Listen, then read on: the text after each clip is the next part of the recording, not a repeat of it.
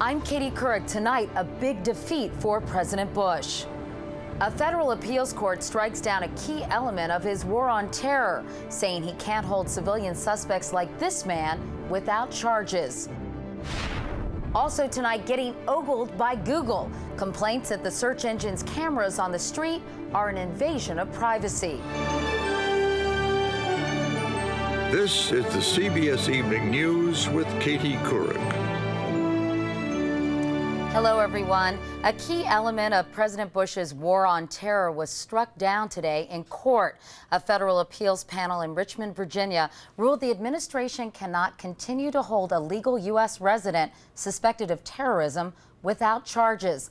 The government says the suspect in question trained at Osama bin Laden's camp in Afghanistan, met with the mastermind of 9/11 plot in the summer of 2001, and arrived in the U.S. just before the attacks. But the court said detaining him without charges violates his constitutional rights. Wyatt Andrews has more now about the ruling and the impact. The ruling bluntly tells President Bush he has gone too far arresting civilians as enemy combatants. In the case of Ali Al-Mari, a legal U.S. resident who has been held without charge in a South Carolina naval brig for 4 years, a federal appeals court said the president may not do that to a civilian in America. The Constitution, the court said, does not allow the president to seize civilians in the U.S. and detain them indefinitely, even if he calls them enemy combatants. Civil liberties groups and Al-Mari's attorney called it a victory for all Americans. In America, we don't lock people up and jail them based on allegations. If we detain people, we present evidence in a court, we charge them, and we convict them. Al-Mari may be protected as a U.S. civilian, but to the FBI, he's the enemy. In court filings, Al-Mari was described as a sleeper agent sent to the United States by Osama bin Laden to disrupt the American financial system through computer hacking. In a dissent, one appeals court judge said Al-Mari's detention was justified because he's a stealth warrior used by al-Qaeda to perpetrate terrorist acts against the United States. The decision has no legal bearing on detainees at Guantanamo, but it is another hurdle for an administration that has yet to try a single enemy combatant.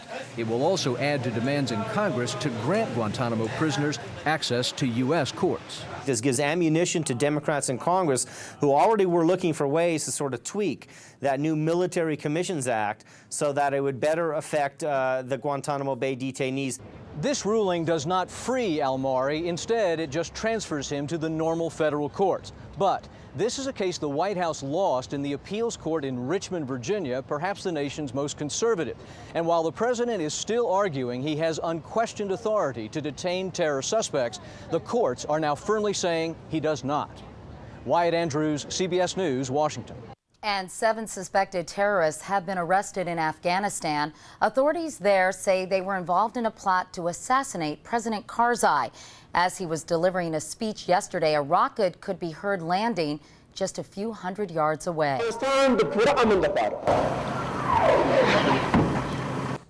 Karzai wasn't hurt. He even joked about it in his speech. The Taliban claimed responsibility.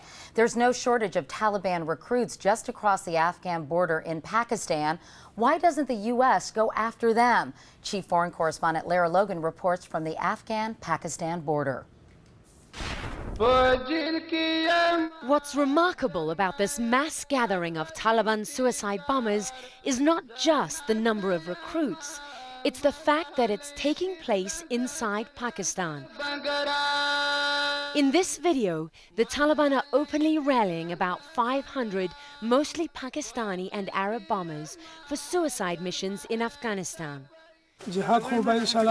Across the border in the Afghan city of Ghazni is where we met this Pakistani suicide bomber. He showed us his vest, already laden with explosives and ready to go as he awaited his orders. Hello, Mr. President. President Hamid Karzai blames his neighbor for deliberately destabilizing his country. What's happened? That in the provinces bordering with Pakistan we have trouble. And in the rest of the country, it's absolutely peaceful. So there must be something wrong somewhere. And that somewhere is the sanctuary. That sanctuary inside Pakistan's tribal areas is taking a heavy toll in Afghanistan. Last year was the bloodiest yet for both Afghans and American forces. America's top commander is all too aware of the cost. Major General David Rodriguez has 14,000 soldiers stationed along the border and took us to one of his small forward operating bases that's right on the front line. This is Pakistan over here? Yeah, Pakistan's about 3 kilometers just straight over. From here, Captain Scott Horrigan and his men have been battling insurgents coming over the Pakistani border for 15 long months. We just continue keeping the pressure on them, keep making them try and avoid us, and then we catch them, and eventually we'll kill them all. The problem is U.S. troops can't attack the Taliban's base because Pakistan doesn't allow them to operate on their territory. Can you defeat the insurgency here if you don't and can't get at its support base across the border inside Pakistan? No, I think that's all part of the solution. A solution that makes the military's job all but impossible, as long as politics prevents them from pursuing their enemy inside Pakistan. And the problem is now much greater than the Taliban. America's #1 enemy, Al-Qaeda, has also regrouped inside Pakistan and is regaining strength. How do you see the relationship now between the Taliban and Al-Qaeda? Their objectives are a little bit different, but they coincide about 70 or 80% of the time. Winning the war along this border is critical for Afghanistan's future and the future security of the U.S. But unless America's enemies are denied sanctuary inside Pakistan, U.S. efforts here will never be enough. Lara Logan, CBS News, along the Afghan-Pakistan border. Now to the war in Iraq. 3 more Americans have died. The U.S. military reported today the 3 soldiers were killed by a suicide car bomber that took out a bridge south of Baghdad yesterday. 6 other soldiers were hurt, as was their Iraqi interpreter. It took nearly an hour to pull out victims who were trapped under heavy chunks of concrete. Back in this country, a medical mystery. Before the 1990s, it was estimated as few as 1 in 5,000 children in America had autism. But the latest CDC report estimates that number has grown now to 1 in 150. Government experts don't know why, but they insist it has nothing to do with childhood vaccines. Many parents, though, feel differently, and they had their first hearing ever today in a special federal court. Cheryl Atkinson was there. 12-year-old Michelle Cedillo doesn't know it, but she's the center of a landmark case that started today in federal vaccine court, one that could open the door for thousands of autistic children to be paid by a government fund. The controversy, whether their autism was caused by their childhood shots. She was a normal, healthy, developing baby. Michelle's parents say it was a month after this family photo that their world collapsed. Michelle got her measles, mumps, rubella shot, or MMR, then ran a devastatingly high fever. That's when we saw the drastic change in her. She wasn't responding to our name. She would just kind of like, we tried to go show her love, hug daddy, hug mommy, and she just kind of like pull away or push away. Pull away, like, right. Almost like she didn't know who we were. That was 10 years ago. Michelle remains completely nonverbal with severe autism and other illnesses. This photo at age 8 shows bruises on her legs from where she repeatedly hit herself. Michelle's parents and doctors will argue that a mercury preservative called thimerosal, once widely used in kids' vaccines, weakened her immune system and kept her from fighting off the measles virus in the MMR shot. Vaccine makers, represented by pharma, the pharmaceutical industry lobby, insist science is on their side. Pharma doesn't believe that there is a causal link between the vaccines and autism, simply because of the large number of studies that have been done to try to look at this, and there's been no evidence at all pointing to that. Created in 1986, the Vaccine Court has paid out $750 million for vaccine injuries, but has never before tried an autism case. Michelle's is the first. The trial should take about 2 weeks.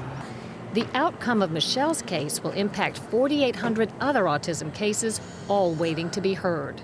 Cheryl Atkinson, CBS News, Washington. On Capitol Hill late today, Senate Republicans blocked a vote of no confidence against Attorney General Alberto Gonzales. 53 senators voted to move the resolution to a full debate. That's 7 short of the number needed. Gonzalez, who's under fire over the dismissal of those 8 U.S. attorneys, shrugged it all off today while in Miami. He said he's focusing on doing his job. And President Bush says he's not giving up on getting an immigration bill through Congress. Before leaving Bulgaria today, the president told reporters, quote, "I'll see you at the bill signing." Tomorrow, the president heads to Capitol Hill to try to persuade Senate Republicans to support his bill. Most of them favor enforcing current laws rather than giving illegal immigrants a path towards citizenship. There is much more CBS News ahead. But up next, some very promising news in the fight against Alzheimer's as researchers take aim at its cause.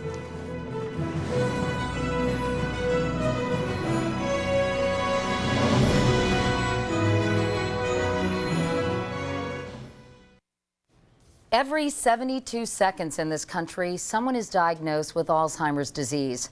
More than 5 million Americans now suffer from this most common cause of dementia. But that's projected to explode to over 16 million by the year 2050. Hopes were high for a drug breakthrough at this week's Alzheimer's conference in Washington. That didn't happen, but there are some encouraging developments. Here's Dr. John LaPook. I think we could be quite close to slowing or stopping the progression of disease. For the first time, scientists are targeting what they believe may be a root cause of Alzheimer's, brain damage from clumps of a protein called beta amyloid. New drugs are testing 3 approaches: enzyme blockers to stop the amyloid from forming, a drug called alzamide to stop the amyloid from clumping, and vaccines to help the immune system clean up the amyloid. 91-year-old Mary McGoldrick is enrolled in a clinical trial for alzamide. She thinks it's working, but researchers announced today they won't have conclusive results of this highly anticipated trial for another few weeks. I don't like not being able to remember what I'm supposed to do. And it makes me mad. There's other promising news. Improvements in diagnosing the disease through brain scans and blood tests. Early diagnosis matters a lot because you want to catch the disease before it substantially destroys brain cells. Doctors believe they will one day approach Alzheimer's the way they do heart disease, by identifying who's at risk and prescribing drugs and lifestyle changes to keep them healthy. We are very close to doing for the brain what we are already doing for the heart. Well, that's you. This disease runs in Mary's family. Do you know where that was taken? Yeah, at my back door. There are about 3 dozen Alzheimer's drugs in the development pipeline.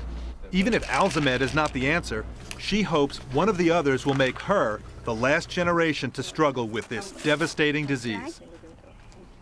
There's no blockbuster drug today, but there's buzz among researchers because they're finally trying to treat a cause of the disease rather than just the symptoms. Katie? And John, the cause is this clumping protein in the brain? That's the theory, okay? Nobody's really sure.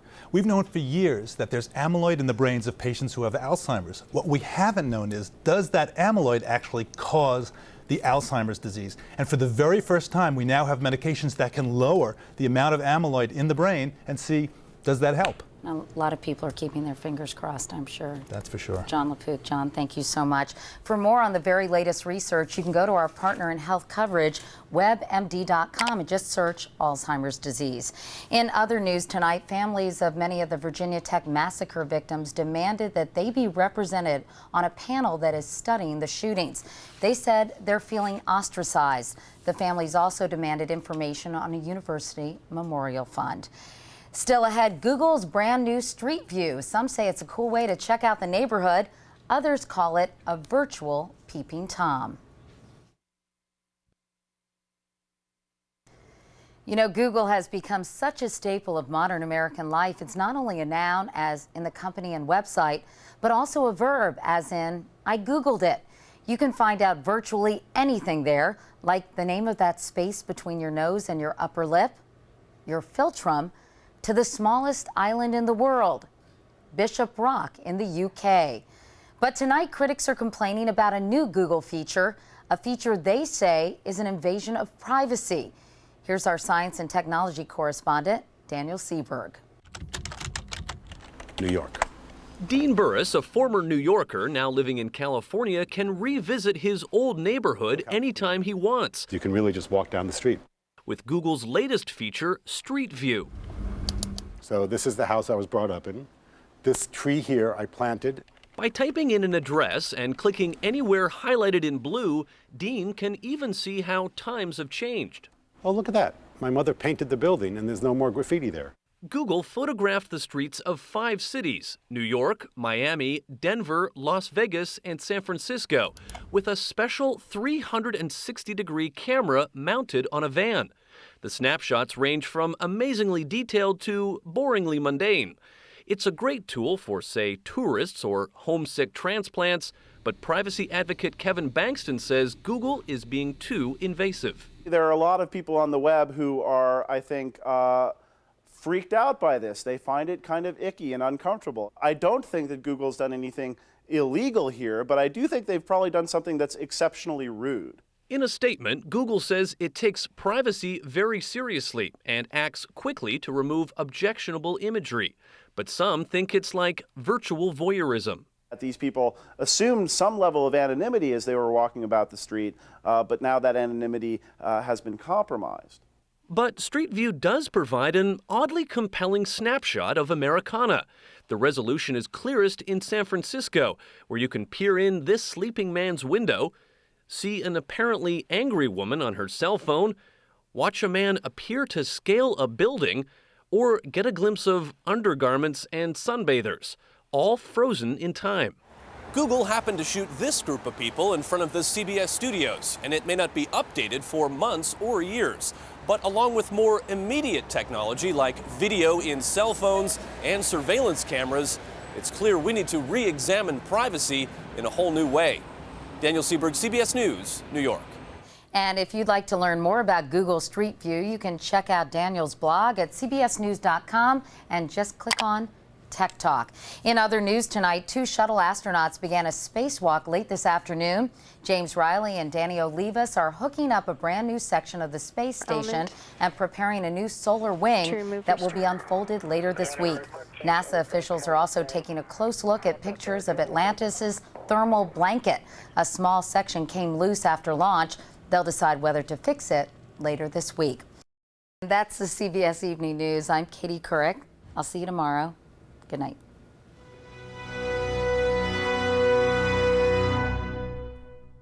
CBS News. See it now, anytime, anywhere.